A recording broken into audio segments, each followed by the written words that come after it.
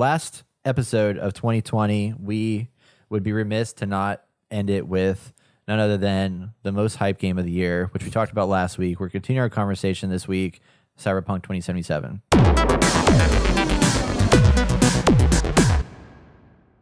So I really enjoyed what I had played up to the last time I talked about it. And, you know, the story was just getting going.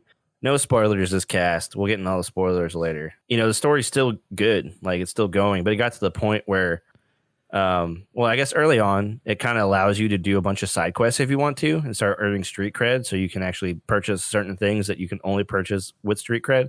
Or, like, they're unlocked to you with street cred. So it's not a currency. It's more of like a rank. Anyway. Yeah. And also, street cred will also unlock more side quests. So the higher your street cred goes, the more side quests become available to you to get more money. So I skipped that whole first part where Brett put 7 hours into just doing side quests in the beginning and got to like the out of the first act.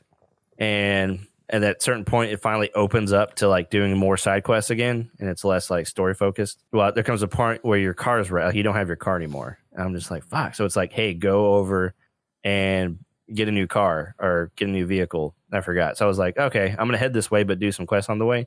So it forces you to actually walk through the city. And that was the first time because, you know, I thought the city was amazing. And you know, the first time you walk out of your apartment and go talk to Jackie and then you go on a mission, and you really start to get into Night City and kind of see what's around it. And it's spectacular. Right. But I was like, well, I'm just going to drive around. Like, there's no reason to really walk around.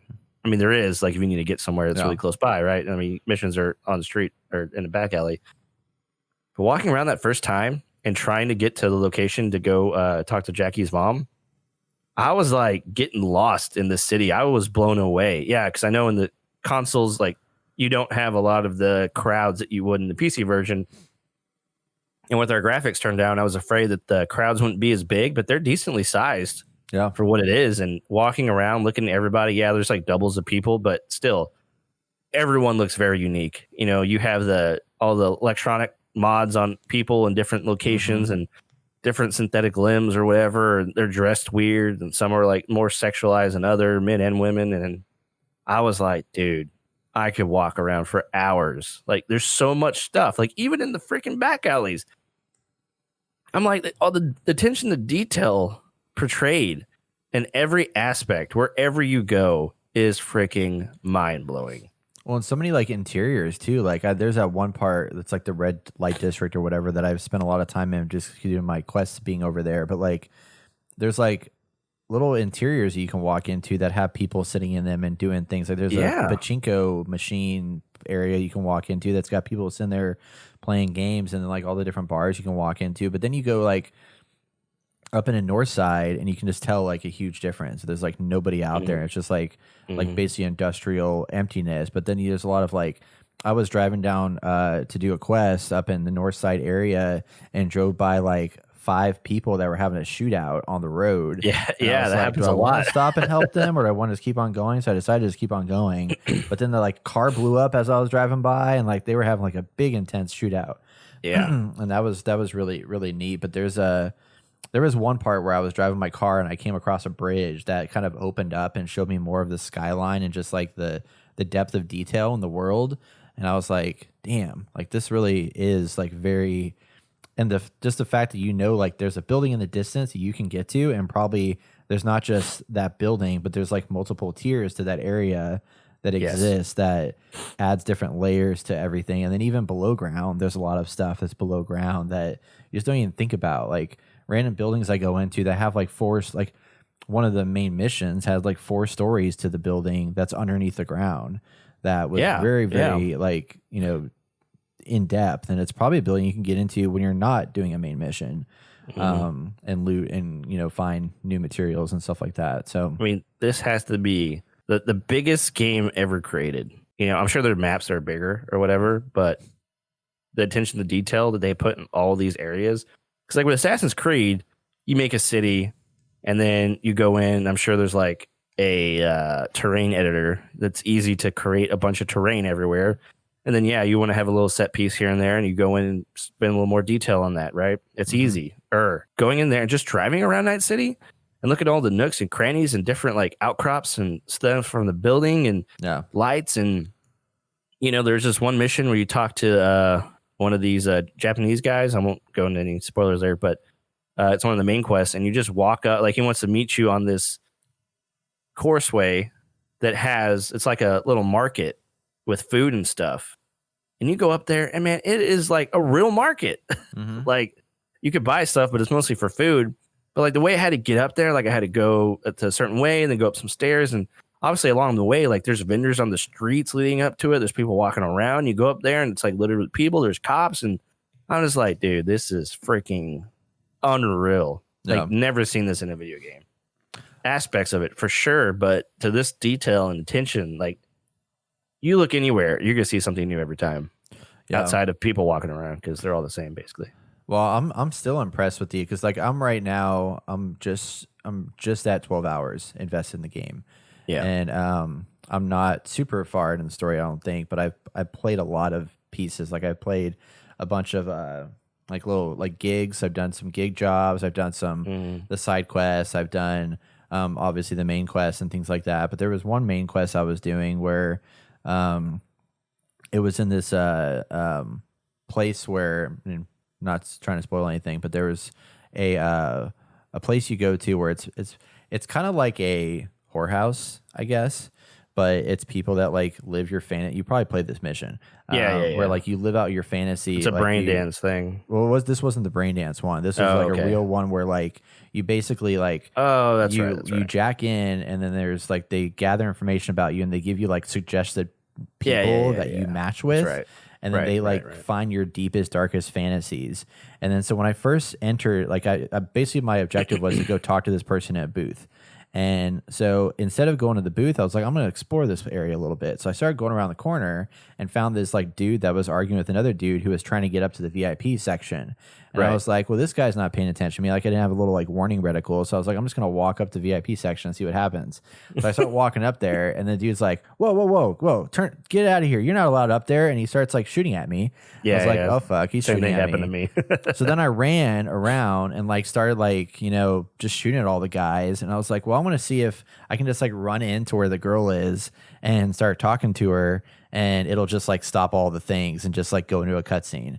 But no, like she reacted to the situation that was happening and was like, oh no, don't hurt me.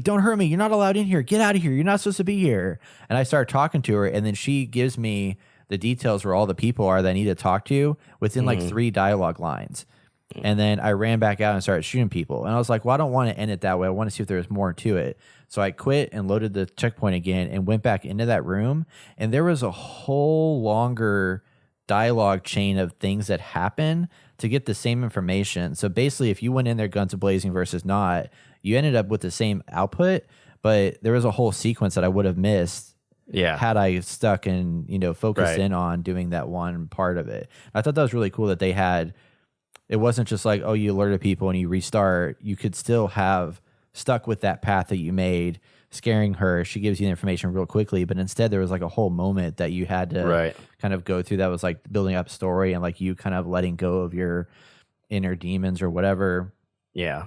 That was a whole conversation, but still output of the same conversation. There's 2 people you talk to in that mission. The first one you go to, and then you have to go in the VIP lounge to talk to someone else. And I talked to the first person normally with no guns blazing. I did what you did, went to the VIP lounge, and everyone tried killing me. So I killed as much people as I could. I actually ran out of ammo.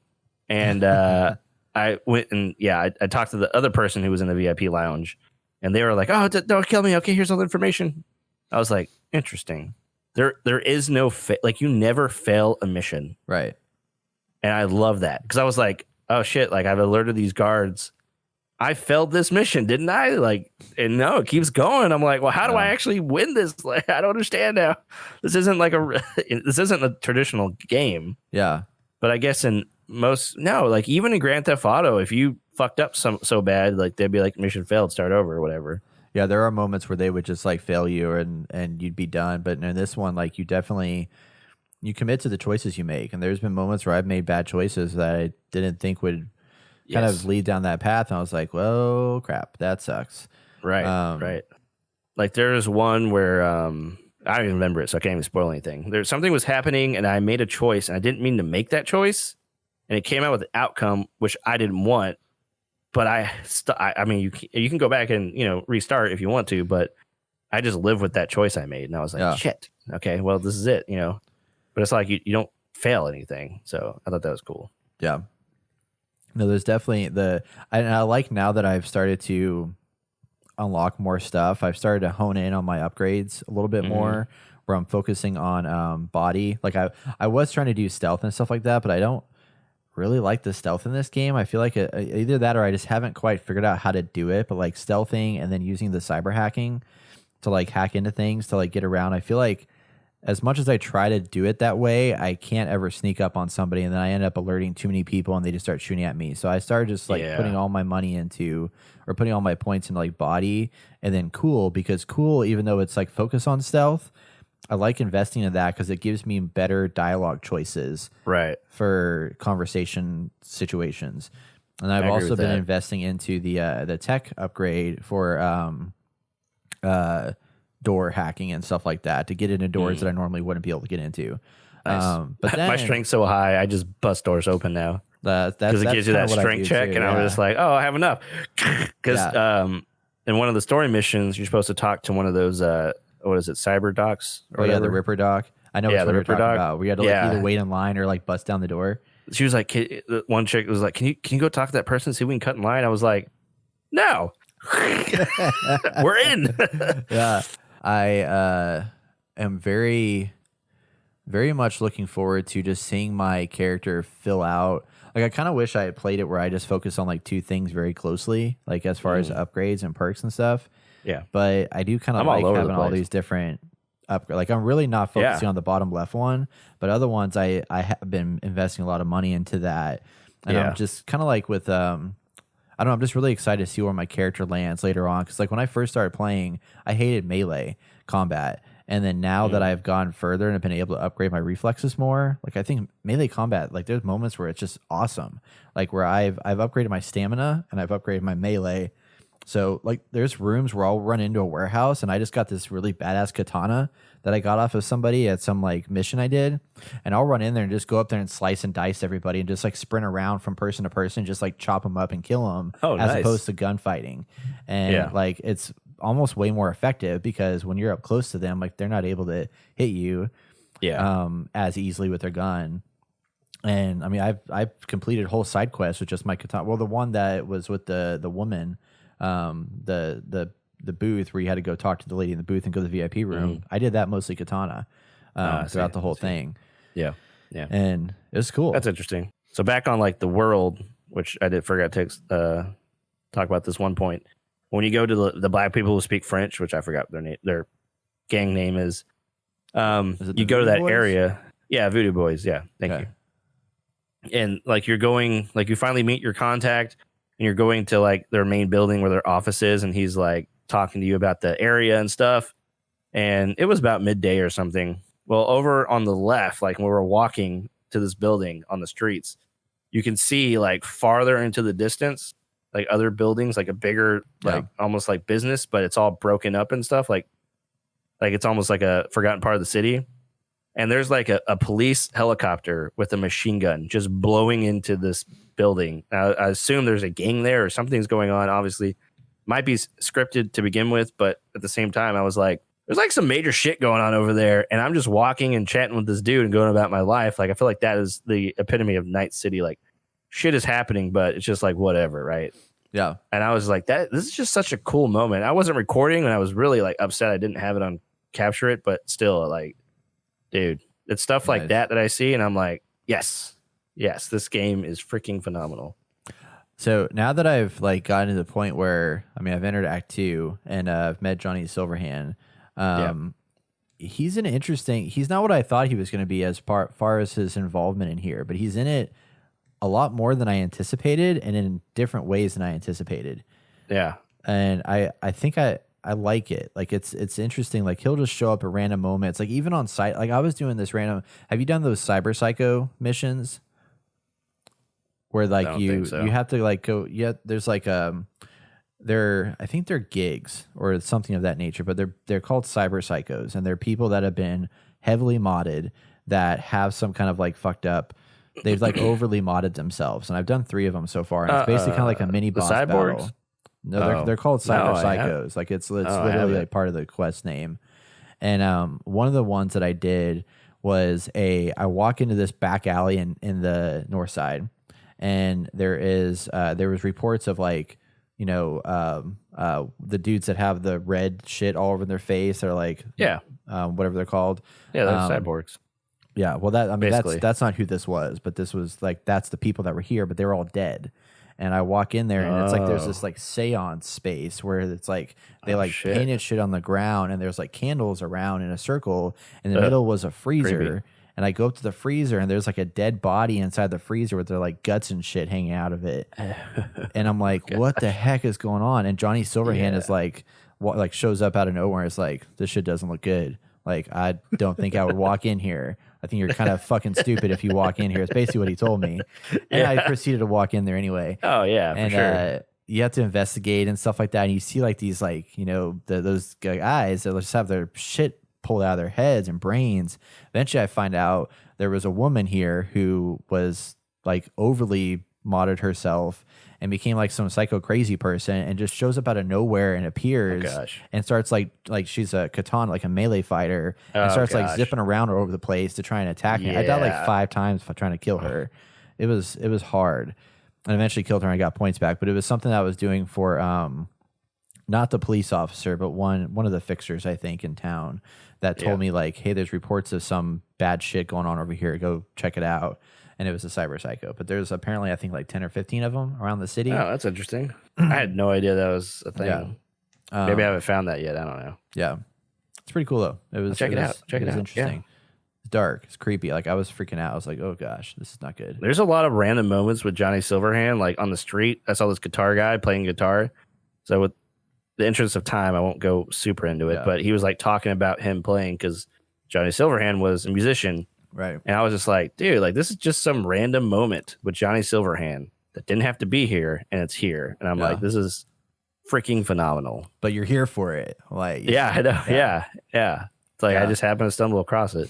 Or maybe it's part of a mission because I was doing a mission with him. I don't know. I mean, like, there's times where I'm like, I don't know if I want to jump into it right at this moment. But when I jump into it, like, I get lost. I mean, every time I've jumped into this game, I've sat down for like 3 or 4 hours. Oh yeah, and like really got myself lost into it, and I'm kind of surprised that because of how deep of an RPG it is, like all the different upgrades and changes of like all the gun management, all this different inventory stuff. Like, I'm surprised that I'm digging it as much as I am. But I mean, we'll talk about problems in the news segment. But like on PC, like I mean, other than the fact that it's got some performance issues, and it definitely has some bugs, and it's not. I feel like Grand Theft Auto and Rockstar definitely does a better job at handling world events, like just how AI and stuff like reacts to things that happen in the world. I think they do that a little bit better. But I feel like they've been working on that for they've been I mean that's their bread and butter. Few years. Yeah, and like this is definitely a different. I mean this one. There's a lot of things that they've done really right here that I'm excited to see what people do with this kind of concept later. Like these moment-to-moment like these character conversations and just like how cinematic the dialogue choices are, or the cutscenes are, which are not cutscenes. They're just sit down and you like have options to choose from, but how cinematic they are. And they're not just like a talking head in front of you. Like you sit down and you can look around and you can, you know, interact with people, and like, you know, if you don't respond, that's as bad as not as responding. And like, there's so much choice driven stuff throughout that I really like a lot. Oh yeah, man. If God of War comes out 2021, I don't know what's gonna happen here.